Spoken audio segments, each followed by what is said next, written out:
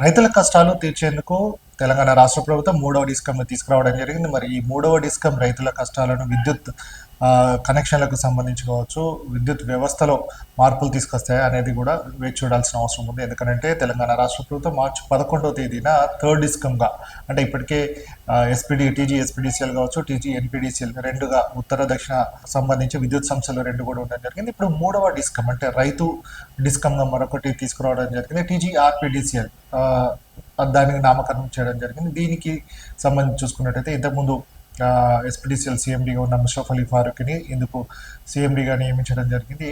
So మొత్తంగా చూసుకున్నట్టయితే ఈ ఎందుకు ఈ రైతు డిస్కమ్ను తీసుకురావడం జరిగింది టీజీఆర్పీడీసీఎల్ అని అంటే మాత్రం ఎక్కువగా ఏదైతే లిఫ్ట్ ఇరిగేషన్స్ కావచ్చు, హైదరాబాద్ నగరానికి మొత్తంగా తాగునీటిని అందిస్తున్న హెచ్ఎండబ్ల్యూఎస్ కావచ్చు, అలాగే కాళేశ్వరం నుంచి జలాలు కావచ్చు, ఇవన్నీ మేజర్గా రైతులకు సంబంధించిన విద్యుత్ కనెక్షన్లు ఇవన్నిటి కూడా మేజర్ విద్యుత్ కనెక్షన్లన్నీ కూడా ఈ రైతు డిస్కంలోకి వస్తాయని కూడా జియోలో చెప్పడం జరిగింది. సో ఇంతకుముందు 2 డిస్కంల పరిధిలో ఇవన్నిటి కూడా రావడం జరిగింది. ఎందుకంటే కొత్తగా విద్యుత్ కొనుగోళ్లు కావచ్చు, అలాగే మీటర్స్ కావచ్చు, ఇవన్నీ అంత వ్యవస్థ ఒకటే దగ్గర కలగలిపి ఉండడం వల్ల ఇబ్బంది తలెత్తేటి కాబట్టి టీజీఆర్ డీసీఎల్ తీసుకురావడం జరిగింది. కాబట్టి దీనివల్ల రైతులకు మేలు జరుగుతుందని, వ్యవసాయానికి నిరంతరాయంగా కరెంటును అందించాలనే ఉద్దేశంతో రాష్ట్ర ప్రభుత్వం తీసుకురావడం జరిగింది. కానీ ఇప్పటికే చూసుకున్నట్టయితే చాలా విద్యుత్ వ్యవస్థలో చాలా ఇబ్బందులు తలెత్తుతున్న పరిస్థితి ఉంది. దాదాపుగా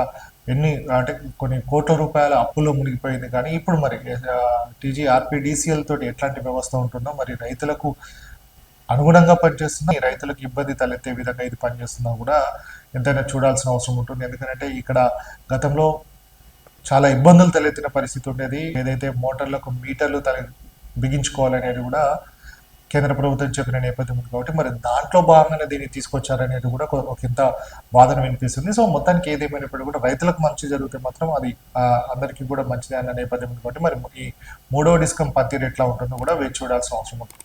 ఈ వీడియో కనుక మీకు నచ్చినైతే లైక్ చేయండి, షేర్ చేయండి, కామెంట్ చేయండి. ప్లీజ్ సబ్స్క్రైబ్ సమయం టీవీ.